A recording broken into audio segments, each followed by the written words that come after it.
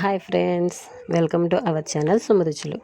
ఈరోజు ఈ వీడియోలో మనం తోటకూర ఆవడలు ఎలా వేసుకోవచ్చు అన్నది చూద్దాము. ఈ తోటకూర ఆవడలు ఎలా చేసుకోవాలో తెలుసుకునే కంటే ముందుగా నా ఛానల్ని కనుక మీరు ఫస్ట్ టైం చూస్తున్నట్లయితే సబ్స్క్రైబ్ చేసుకోండి. అలాగే సబ్స్క్రైబ్ చేసుకున్న తర్వాత పక్కన వచ్చే బెల్ ఐకాన్ని కూడా క్లిక్ చేయండి.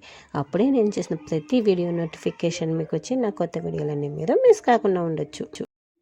ఇప్పుడు ఆవడలు చేసుకోవటానికి ముందుగా మజ్జిగ చిలుక్కున్నానండి. పెరుగుని కొంచెం మజ్జిగలాగా చేసుకున్నాను. అలాగే అందులో కొంచెం పసుపు, కొంచెం ఉప్పు వేసుకున్నాను. బాగా పల్చగా చేసుకుంటే ఆవడలు మనకి టేస్టీగా రావండి. కొంచెం చిక్కగానే ఉండాలి, కానీ పెరుగులాగా కాకుండా కవ్వంతో చిలుక్కున్నామంటే చక్కగా మనకి ఎక్కడ కూడా ఉండల్లాగా లేకుండా చక్కగా మజ్జిగ అనేది బాగుంటుంది. ఇప్పుడు మజ్జిగలో ఉప్పు, పసుపు వేసుకున్నానండి. ఆ తర్వాత దాంట్లో పోపు పెట్టుకుంటున్నాను. పోపు కోసం స్టవ్ పైన ప్యాన్ పెట్టుకున్నాను. అందులో 1 స్పూన్ నెయ్యి వేసుకుంటున్నానండి. ఈ ఆవడలు చేసుకునేటప్పుడు మనం నేతితోటి పోపు పెట్టుకుంటే చాలా టేస్టీగా ఉంటాయండి.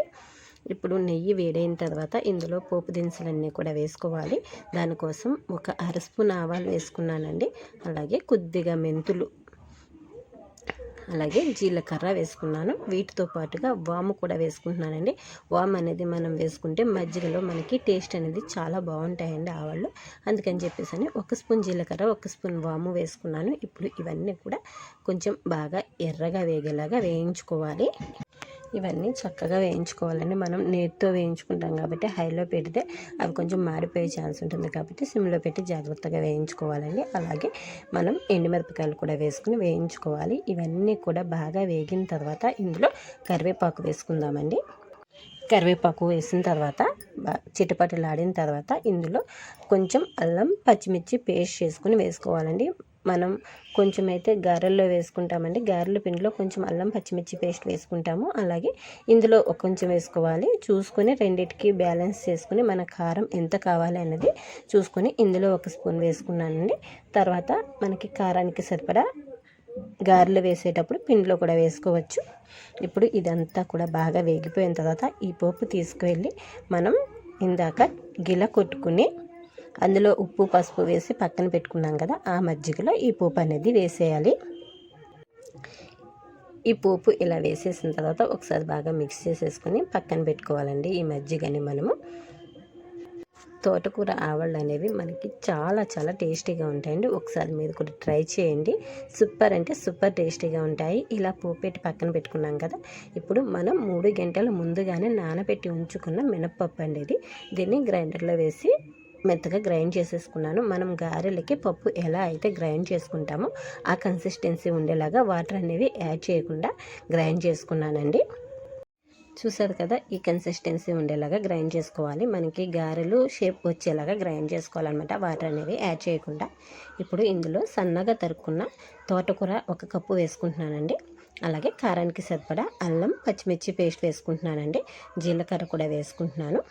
మనం ఇందాక మజ్జిగ పోపు పెట్టేటప్పుడు కొంచెం అల్లం, పచ్చిమిర్చి పేస్ట్ వేసాం కదా, ఇది కూడా చూసుకొని మన కారానికి తగినట్లుగా వేసుకోవాలండి. ఆ తర్వాత సరిపడా సాల్ట్ వేసేసుకుని ఈ పిండి అంతా కూడా బాగా మిక్స్ చేసుకుందాము. సన్నగా తరుక్కున్న తోటకూర అంతా కూడా మనం రుబ్బి పెట్టుకున్న మినప్పిండిలో కలిసేలాగా మిక్స్ చేసేసుకోవాలి. చాలా చాలా టేస్టీగా ఉంటాయండి తోటకూర గారెలు. తోటకూర అనేది మన హెల్త్కి చాలా మంచిది. పిల్లలు తోటకూర కూరలాగా చేసి పెడితే తినరు. ఇలా అప్పుడప్పుడు వేసి పెట్టామంటే వాళ్ళు ఇష్టంగా తింటారు.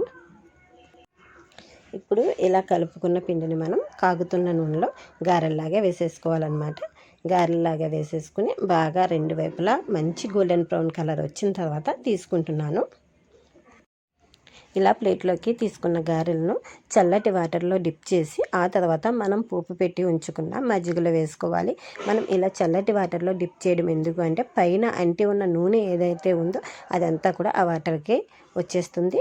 అప్పుడు మనకి గారెలు అనేవి టేస్టీగా ఉంటాయి. అంతేకాదు, ఇలా చల్లటి వాటర్లో వేసి ఆ తర్వాత మజ్జిగలో వేయటం వల్ల అవి కొంచెం మెత్తపడి మనకి మజ్జిగ అనేది చక్కగా లోపలికి కూడా పీల్చుకుంటాయి. కాబట్టి మనం అలా వాటర్లో వేసి ఆ తర్వాత మనం పెరుగులో వేసుకుంటే ఆవడలు అనేవి చక్కగా మంచి స్మూత్గా వస్తాయి. చూసారుగా ఫ్రెండ్స్, తోటకూర ఆవడలు ఎలా ప్రిపేర్ చేసుకోవచ్చో. ఈ ఆవడలు మీ ఇంట్లో కూడా ట్రై చేసి టేస్ట్ చేయండి. టేస్ట్ చేసిన తర్వాత టేస్ట్ ఎలా ఉంది అన్నది నాకు తప్పకుండా కామెంట్ చేయండి. అలాగే ఈ వీడియో మీకు నచ్చితే లైక్ చేసి మీ ఫ్రెండ్స్ అందరికీ కూడా షేర్ చేయండి. నా ఛానల్ని సబ్స్క్రైబ్ చేసుకోవటం మాత్రం మర్చిపోకండి. సబ్స్క్రైబ్ చేసిన తర్వాత పక్కన వచ్చి బెల్ ఐకాన్ని కూడా క్లిక్ చేయండి. Thank you friends for watching my video.